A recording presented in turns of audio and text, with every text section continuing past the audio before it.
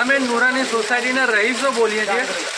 આ વર્ષોથી આ વસ્તુનું અમે ત્રાસી ગયા છે। નગરપાલિકાને વારંવાર અમે રજૂઆત કરતા અમારું આ કાચનું કામ થતું નથી।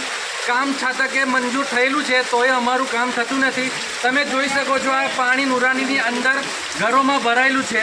આનું વહેલું તકે કોઈ કારણ કે કોઈ કામ નહીં થાય તો અમે ઉગ્ર આંદોલન કરીશું અને અમે કલેક્ટરને ઉપર બી અમે અરજી આપીશું।